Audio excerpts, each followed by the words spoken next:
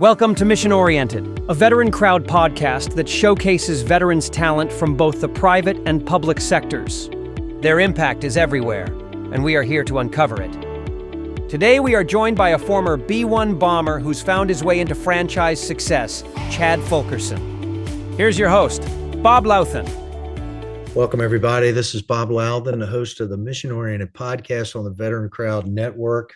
My guest today, an Air Force veteran in Abilene, Texas, Chad Fulkerson. Chad, welcome to the program. Thank you for being my guest today.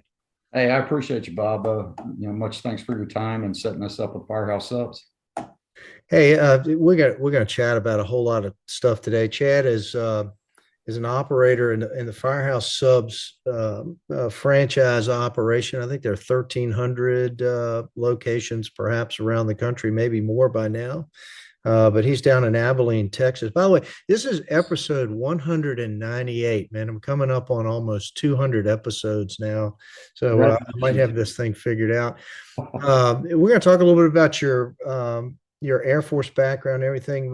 You grew up. Tell everybody where you grew up. And the first question, I think you got kind of an interesting story about how you decided to join the Air Force. It was growing up. I kind of consider myself an Air Force brat. I'll try to do this under 30 seconds or less. But my dad flew. He was a navigator on B-52, so he had bounced around there. He went civil service with the Air Force. So I was born in Wright-Patterson Air Force Base in Dayton, Ohio. A few years there, transferred down to Maxwell Air Force Base there in Montgomery. Kind of grew up in Charleston, South Carolina, at Charleston Air Force Base. Went back to Beaver Creek, Ohio, just outside of Wright-Pat, as my dad transferred over from Air Force to Navy Civil Audit. I consider Pensacola, Florida, my home. That's where I met my wife, had my kids, and then decided at a kind of a late age, 28 was the cutoff, to go ahead and jump in the Air Force. And it was probably the best decision I made in my life, and ultimately led me to the B-1 bomber here in Dyess Air Force Base, Abilene, Texas. You went, so what were you doing between, before you went into the Air Force? What business were you in? My dad was an accountant. He was an auditor for both the Air Force and ultimately the Navy, and then got called back up to Washington at the tail end of his career. So accounting was his background. Why I decided to try to do that in college was beyond me.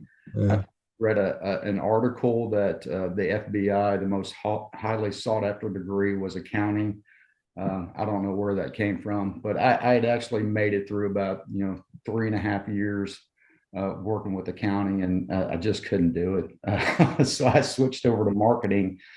At that point, I was working with my mother-in-law's company. It was a pipe, valves, and fitting company, and started off basically as an account receivables rep, account payable assistant, inside sales rep, outside sales rep, and then made the transition over to Sherwin-Williams, which was an account exec there, managing multiple accounts over a couple of states. That was a grind.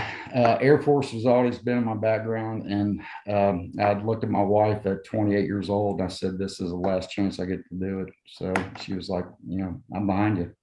About that, and we'll come back to that. I bet having the accounting background and some sales background and so forth hadn't hurt when you became an entrepreneur at all. No, it did not.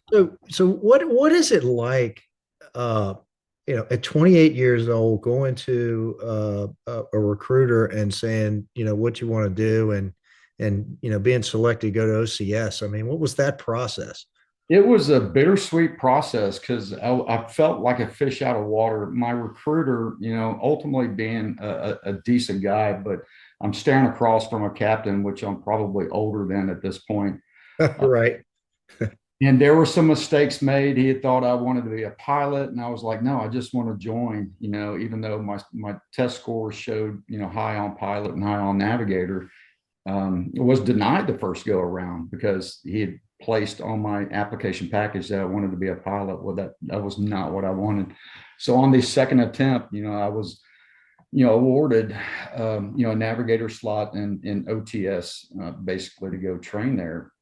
In that officer training school, again, I got lucky. My roommate was a chief master sergeant, and him and I were the identical age. But again, a fish out of water, being 28, several years older than the average candidate. But I think that maturity level helped out quite a bit in officer training school.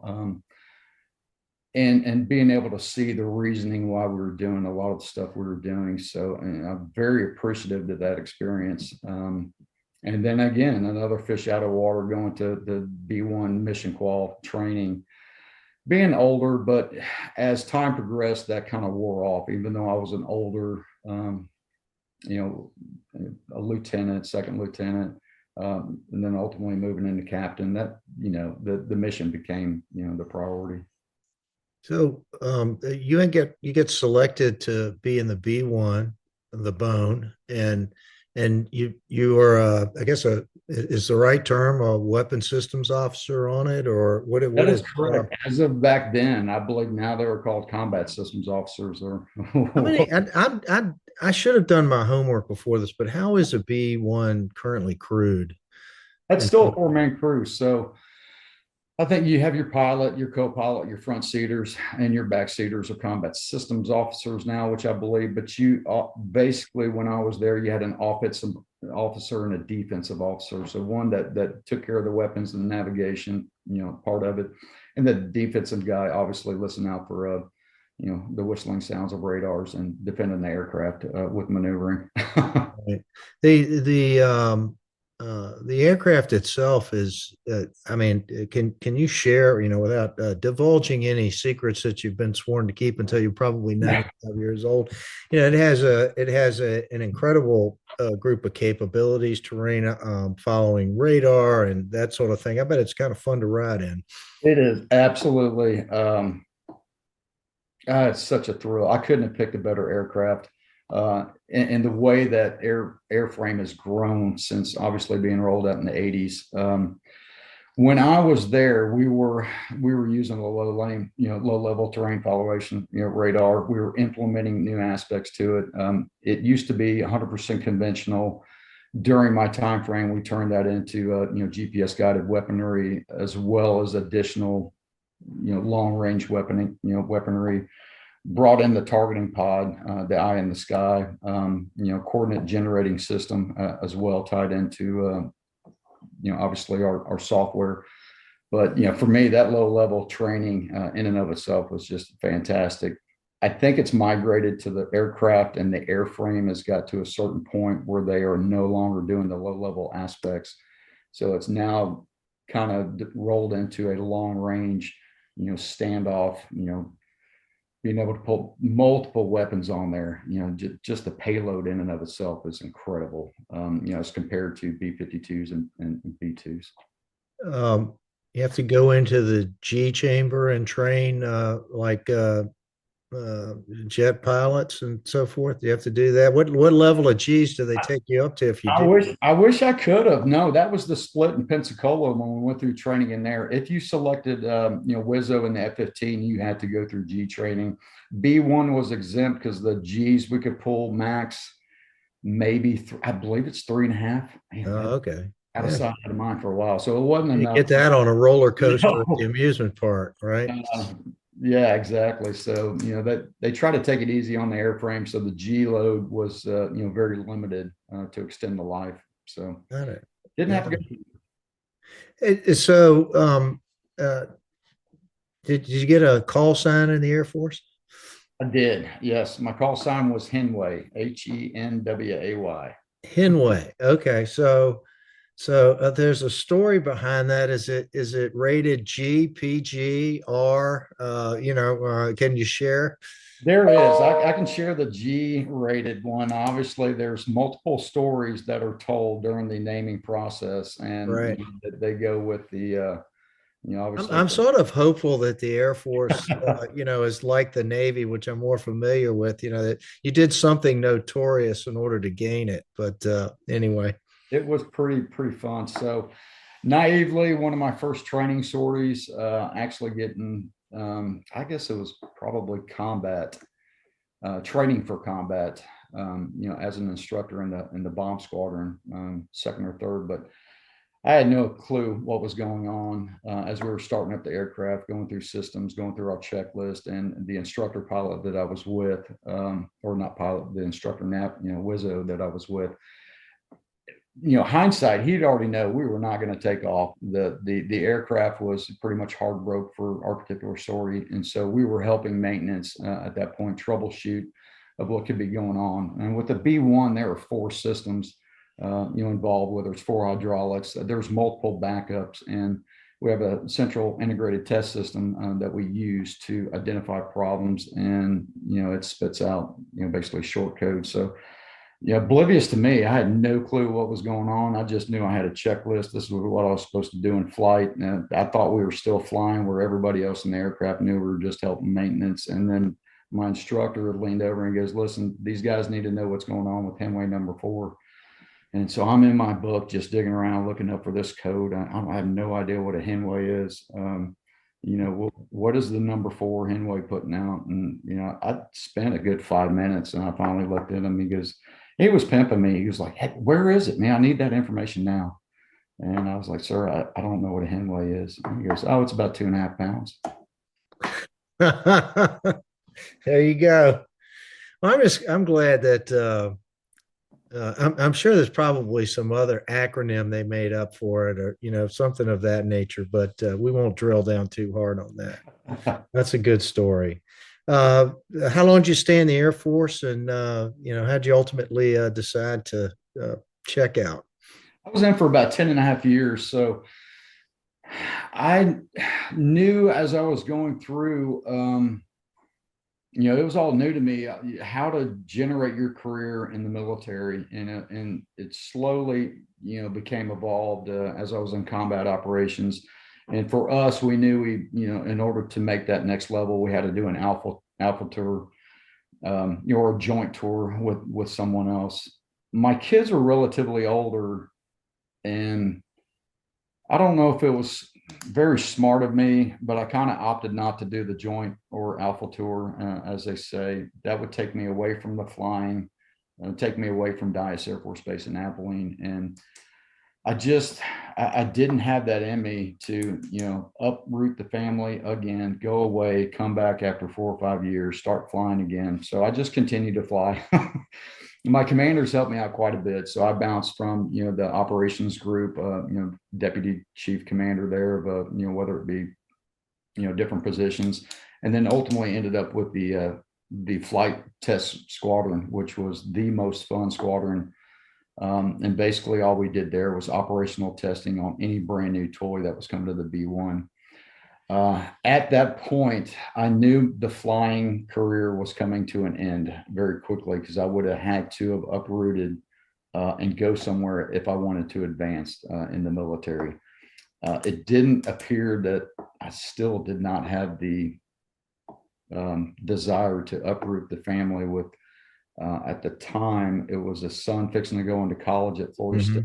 And then I had my youngest child was fixing to go into high school, and decided to go ahead and separate, honorable discharge. And, at that point, I knew there about a year or two what I was going to do. And with the Air Force, I had no clue what I was going to do on the outside. The military, for all of its effort, really good at teaching people how to break things, but it's not real good at helping folks transition, into the civilian sector. Air Force, being in aviation, that kind of thing. A lot of guys probably went on to be pilots of the airlines and that sort of thing. But beyond sort of that natural, obvious connection, you're transitioning back into the workforce, wanting to stay in a location, not relocate. And so tell me the story from Air Force to making subs. Well, again, trying to preload that a little bit between me and my wife, going, okay, what is the ultimate goal here that we want to do? And this was about a year before I separated. I knew doing the previous jobs with Sherwin-Williams, outside sales, inside, accounting in a small office, cubicles. I've seen, workplaces in and around, the Air Force bases. I didn't have the desire of working for anybody else. Not that there aren't fantastic organizations out there. I wanted to own my own business. So she and I decided, hey, what we're going to do, we were going to own our own business one way or another. And so with that became the research going. I had no clue of what type of business, what we were going to do. Was it, anything? And I knew roughly what the separation pay was going to be, and reinvesting that into a concept. And I went through everything from A to Z. Restaurant was never even on my mind. I mean, as bad as looking at Snap-on tools. I mean, just any concept that I could, be passionate about. Something that was obviously going to be exciting and then rewarding as well, both, internally and financially. My wife and I sort of grew up there, in college and high school on Firehouse Subs. And she just randomly said one day, well, why don't you look into Firehouse Subs? And I go, you know what, that's a good deal. And I'd spent about a month doing as much internet research as I could on, stability, closure rate, how well they were financially, their morals and values, and it couldn't have been a better alignment. They were, family-owned business, family-started business. At the time when I looked at them, they were debt-free. Their closure rate was almost zero. Average unit volume of what was posted on the internet as at the time was very satisfying, knowing I could get a certain percentage that, them being founded by firefighters really tied into me coming out as a veteran and all I read of their morals and values. So it just ended up being a perfect fit, and thank God it was within the budget. It's, culture is a big thing coming out of the military. You want to feel like you're part of something bigger than yourself. Mm-hmm. And I think that's a difficult part of the transition. Did you find that, and was that a significant, you talk about the culture of Firehouse Subs. I mean, they've given millions and millions of dollars, in the first responder universe. Talk about that and what's appealing about the mission. That was one of the most deciding factors when I looked into Firehouse Subs. Was I didn't want to be associated with something that was just going to churn something out. Because I had looked at other concepts and I didn't want to, we're not just going to, churn out burgers or pizzas or tools or whatever it was.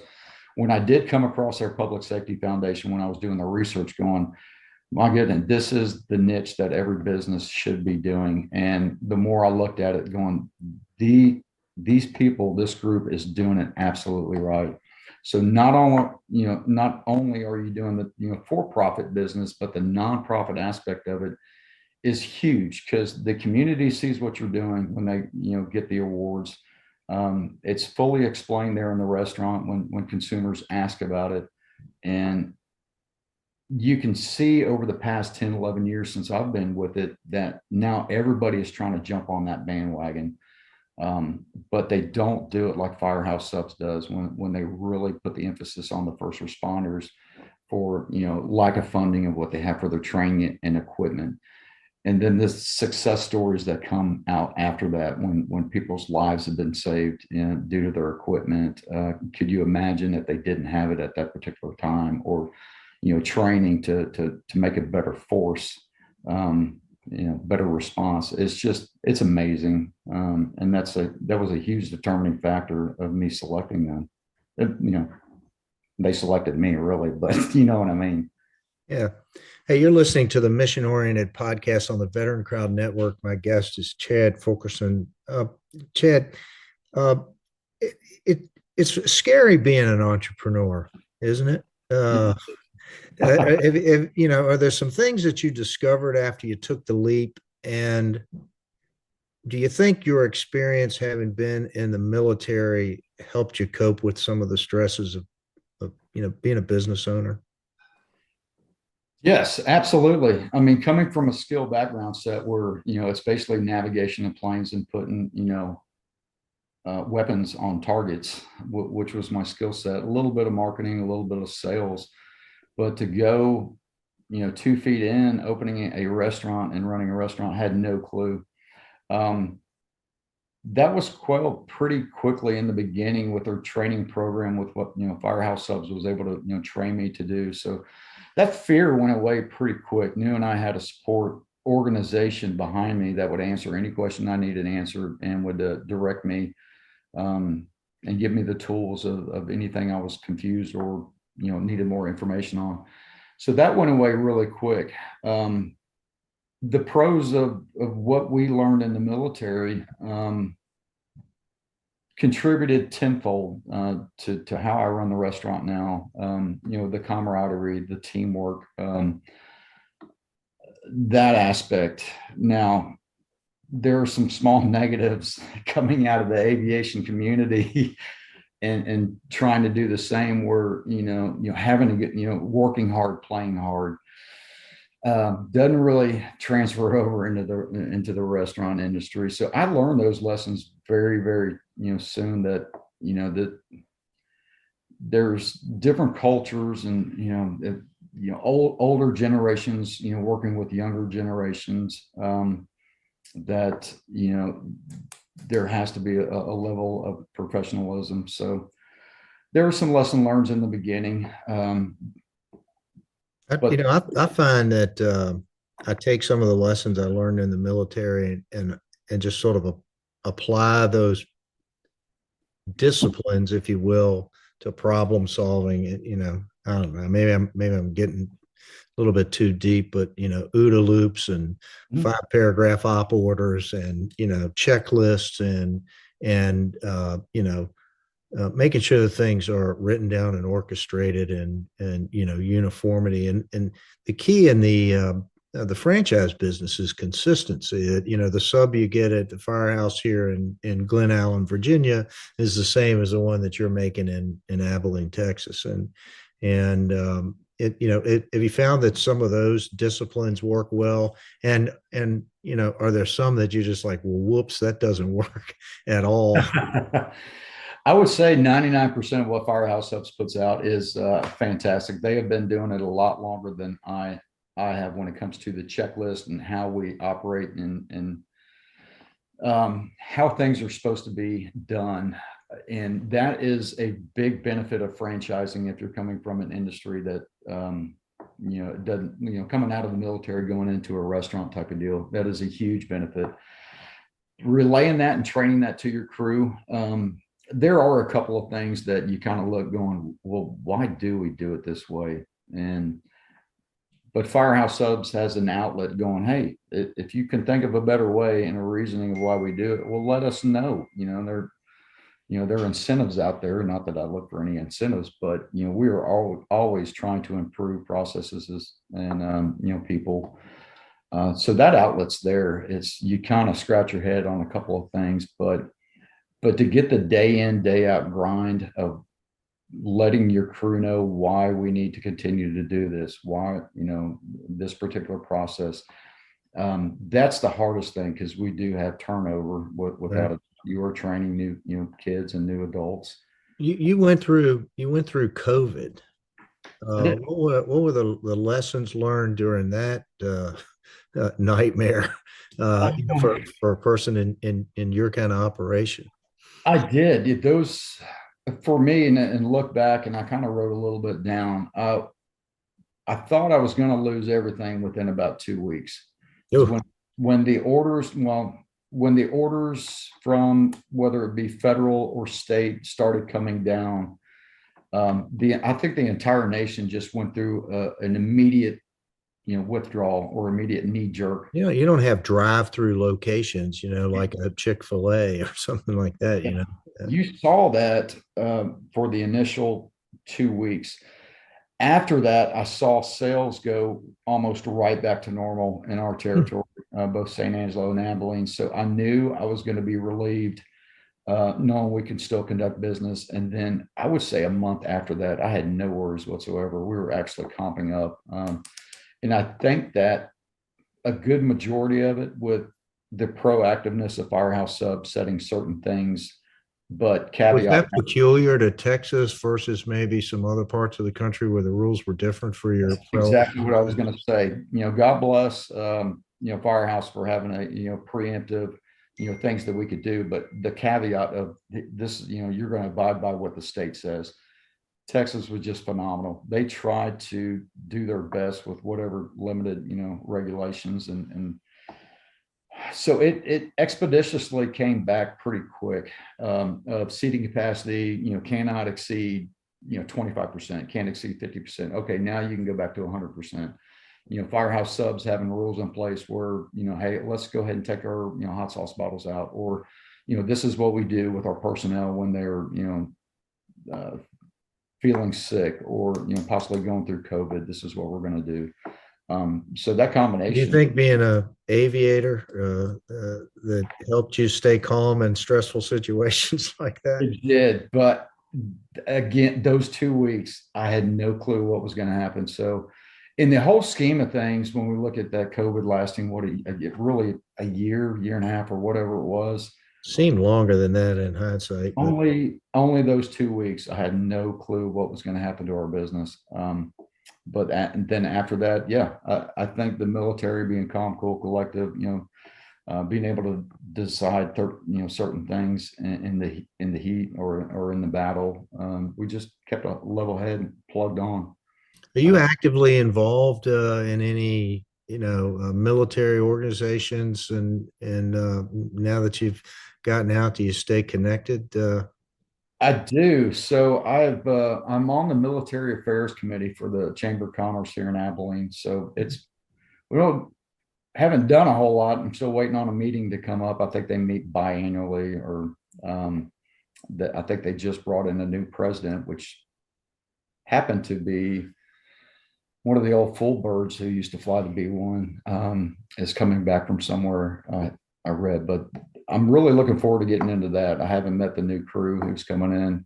I'm a part of the B1, obviously, community. We just had our 25th anniversary down here at Dias. Those are about, and then I'm on base every now and then for some random stuff. So, you and your dad ever compare notes? He was,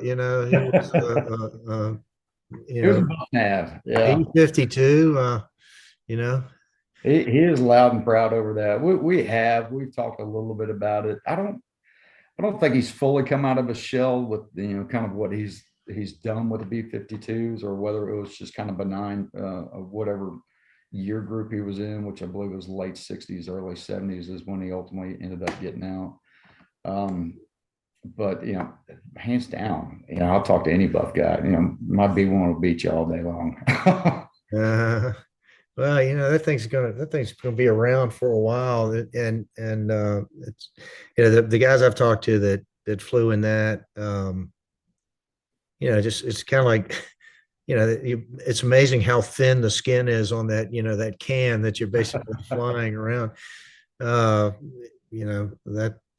That's sort of interesting stories from him, I bet, as well. Both of them are great platforms. I've got one of my oldest son's best friend ultimately ended up becoming a B-52 nav, and he loves it more than anything. But that's like all of us. Whatever aircraft you end up on, I would guarantee you that most everybody's going to say this is the best aircraft in the world. And one other thought. This is a little bit off track, but there basically are two paths when you go into aviation, and you can be in a single seat aircraft, or you can be in a crew served kind of an aircraft, and some people like one, some people like the other. But did you have a sense of camaraderie being sort of in a crew, and how those things came together? And I wonder if there's a difference in the mentality on that aspect. I think without a doubt, and most of the people probably gravitate to what they feel comfortable with. I couldn't have asked for a better setup with a crew of 4, and just even in my mind going back and listen to the organization of the comms, the communications we had. and whether it be, startup or takeoff or landing, or, talking to JTACs or any critical mission of flight that came up, it just sinks into where you're just humming. And, with 4 people. Are you flying with all of the pilots within the squadron, or did they crew you up consistently with the same folks? No, it was a random. Apologize for that. It was, for the most part, in training, it was random. You would be paired up with an instructor if you were in training, or you became the instructor, which you would get multiple students. That was the mission for the most part, is we'll never waste a flight hour here in CONUS to, train to something or demonstrate something, or, be paired up. But when we did go out and do operations, whether it was, we used to do bats over Britain or in combat.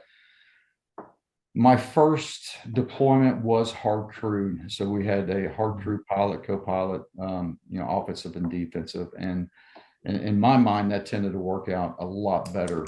Then I think my second deployment, I was in the instructor role. So I stayed with the same student for a few sorties, but based off needs of the kind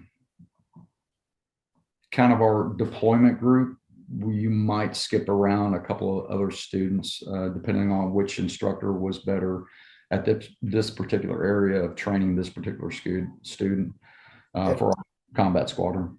My observation is that the training that all of the pilots, aviators get is just incredible. It cost, I used to say it costs $1 million to train a pilot. I think numbers I've heard recently are $11 to $12 million, worth of training. And I believe they spend that much money on it. It's incredible what it takes, but the level of professionalism, accompanied with the edginess and fun, it sort of goes along with it. Hey, Chad, how do people get in touch with you? How do you want to reach out to the community? How should folks reach out to you if they want to catch up? The best way is probably email. I kind of use that email as my checklist. So as things come in, whether it's partnership with organizations, obviously communicating internally with Firehouse Subs. But anybody in the community that needed to get a hold of me, they can go through chad.fulkerson@firehousesubs.com. We'll put links to that and contact information in the show notes for everybody. Any closing comments? Any things you want to throw out? A shout out to somebody? You got a friend out there you want to make sure hear from you? It's really a shout out to Firehouse Subs, who gave me the opportunity coming out of the military, took a chance on me. I remember sitting down with Don Fox and, Rob Sorensen, and going through that interview process. And they took a shot on me coming out of the military, knowing what my financial status was. And since then, I've given me the tools and the resources now under RBI to continually make this successful as we add more stores. So huge shout out to that organization. Well, that's great. Well, thank you for being a guest on the program today. Like I said, I'll put links to how to get in touch with Chad, learn more about Firehouse Subs and all the good work that they're doing. You've been listening to the Mission Oriented podcast on the Veteran Crowd Network. I want to throw out a final Bravo Zulu to Chad Fulkerson of Firehouse Subs. You get to Abilene, swing on by and get yourself a sub at Firehouse Subs and give Chad a shout out. Thanks so much, and that's a wrap. Thank you, Bob. Thank you for listening to Mission Oriented. Make sure to hit the subscribe button and you won't miss an episode. To learn more about Mission Oriented and the Veteran Crowd Network, visit us at veterancrowdnetwork.com. And if you're part of the military community and tired of the hassles that come with military discounts, it's time to check out Veteran Crowd Rewards. Isn't it time someone figured out a hassle-free military discounts? With Veteran Crowd Rewards, it all starts with a simple, one-time sign-up. Just use your existing Visa card. No extra apps needed, no repeated logins. From there, the experience couldn't be easier. Just set it up once and get rewarded seamlessly forever. Use your card as you normally would. Every time you swipe, tap, or click, our system recognizes your purchase automatically.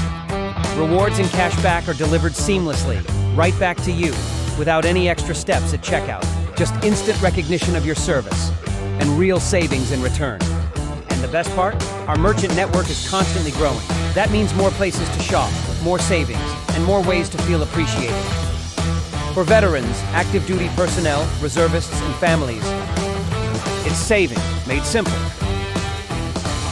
Because honoring your service should be effortless. Sign up today at veterancrowd.com and get rewarded the way you should have been all along.